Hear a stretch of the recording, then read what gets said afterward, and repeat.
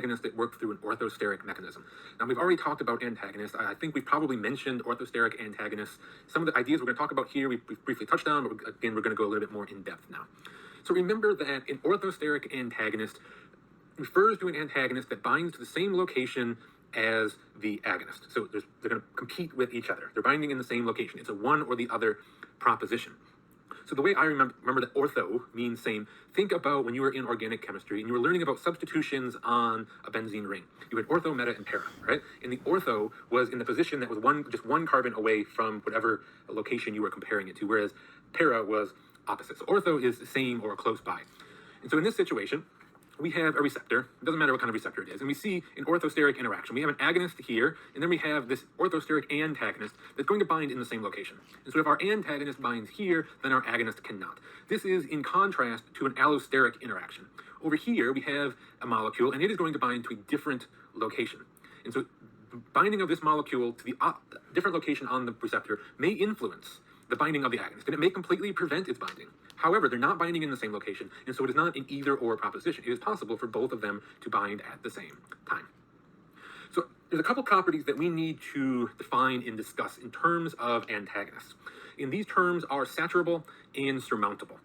The easier of these two terms to wrap your head around is surmountable. This simply means that if you add enough agonist, you can overcome the antagonist. And that's just something that is a basic property of a competitive antagonist.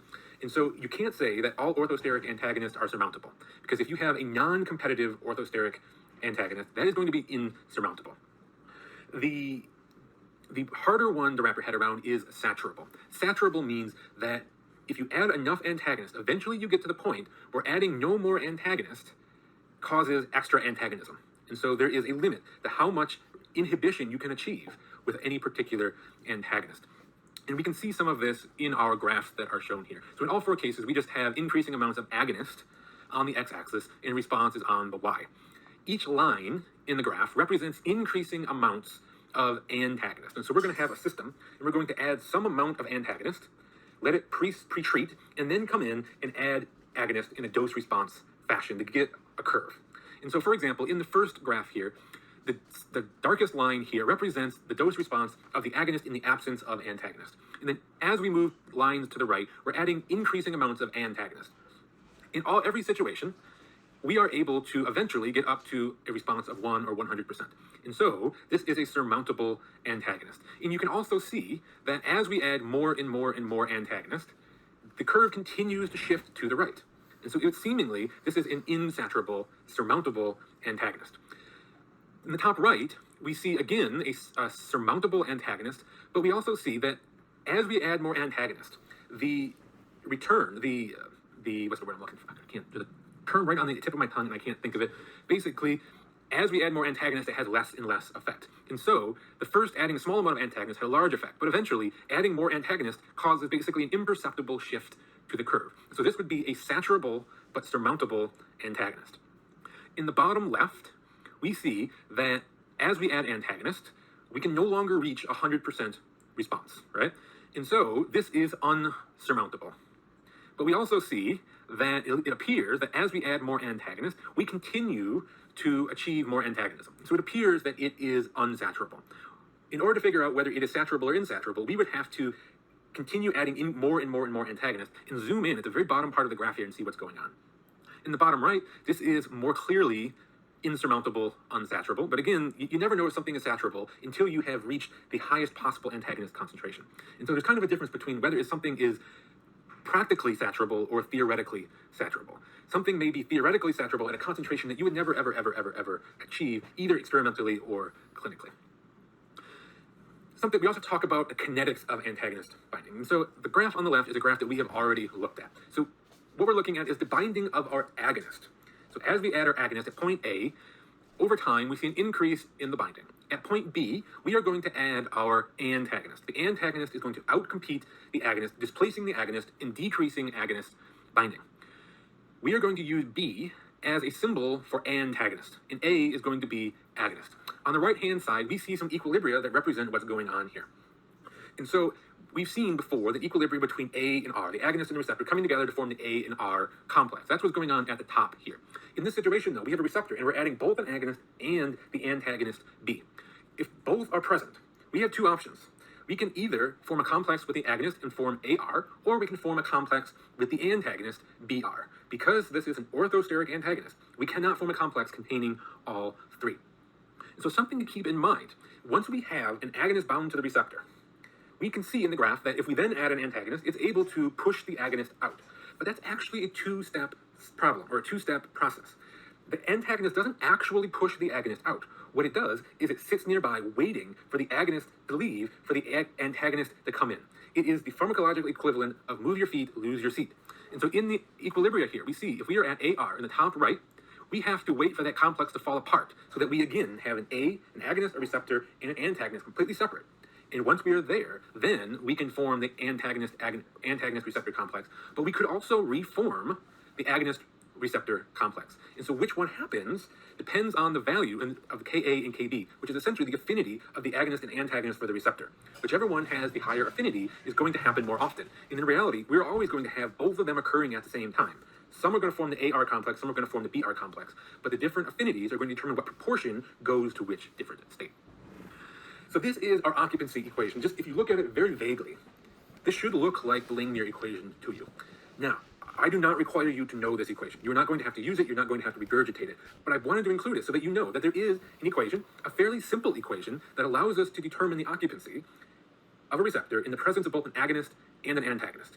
And so we have agonist concentration, we have antagonist concentration, we have Ka and Kb, both of which we should be able to look up. And so if we know Ka and Kb, and we know what concentration of agonist and antagonist we have, it's very easy math to calculate occupancy.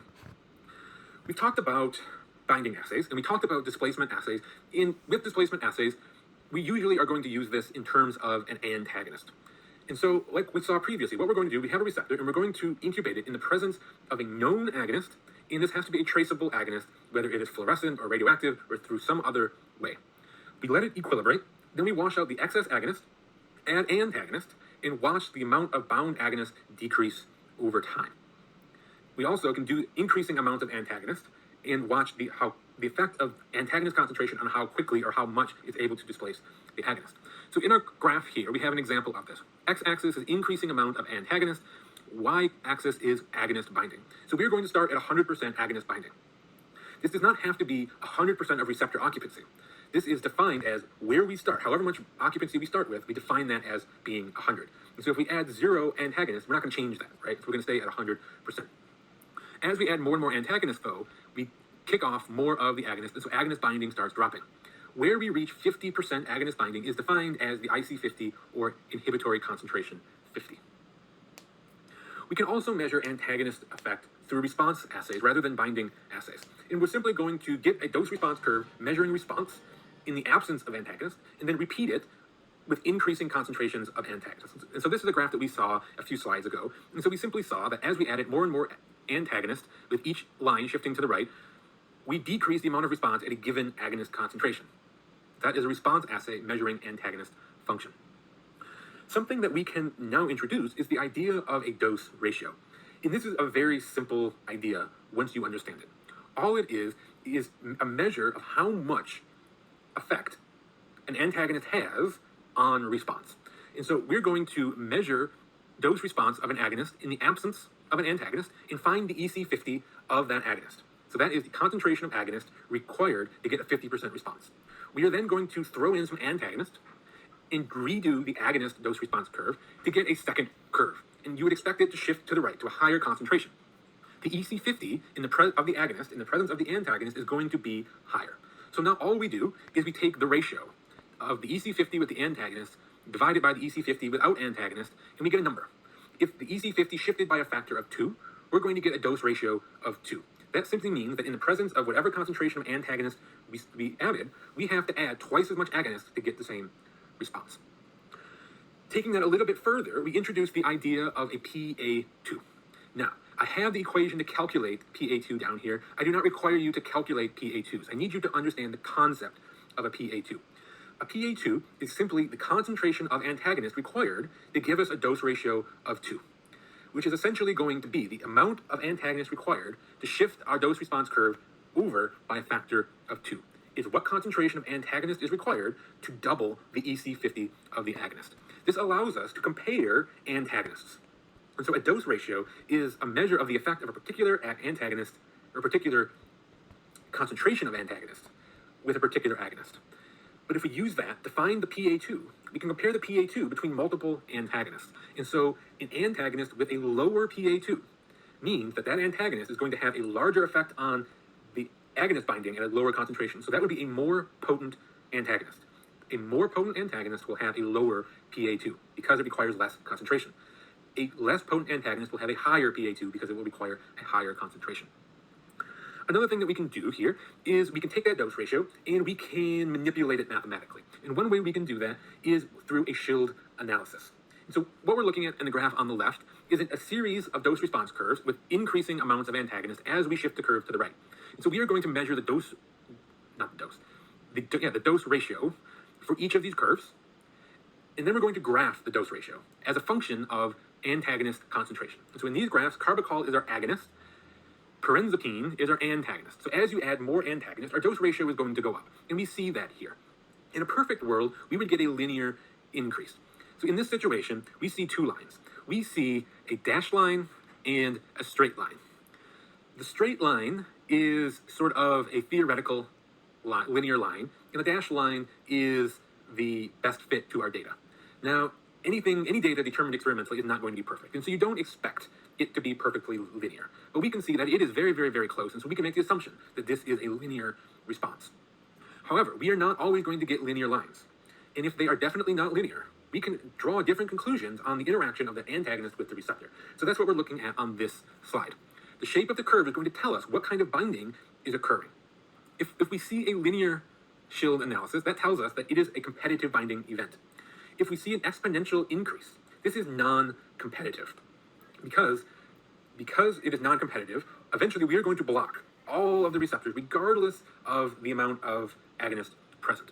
And so the amount of receptors open, unbound by antagonists at a high antagonist concentration is so small that blocking one more receptor causes a huge jump in, or a huge decrease in agonist binding. And so we get this exponential increase.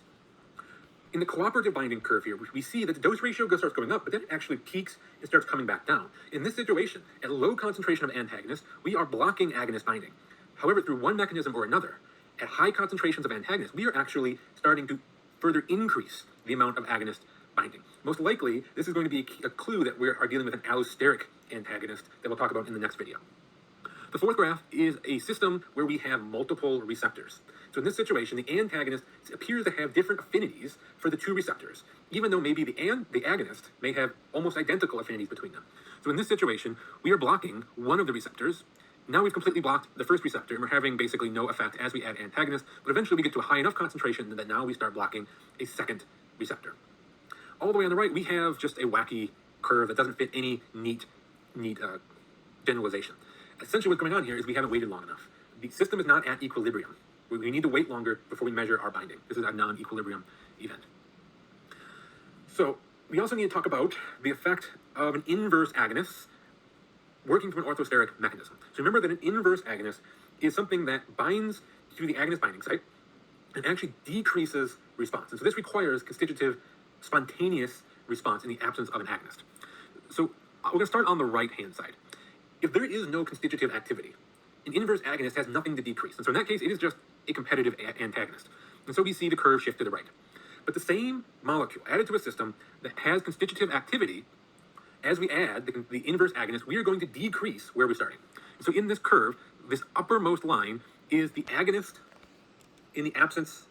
Sorry, I just confused myself. Let me take a second. I'm going to pause this and pick right up. Okay, I unconfused myself. I was on the right track. So the uppermost line is a system where we have an agonist in a constitutively active system. So we're starting with a lot of activity, and then as we add agonist, it goes up. However, these other lines represent the same situation, but also in the presence of an inverse agonist. So as we add more and more inverse agonist, even in the absence of agonist, the amount of response is going to decrease. But then as we add our agonist, we are going to outcompete the inverse agonist and get back up to 100% response.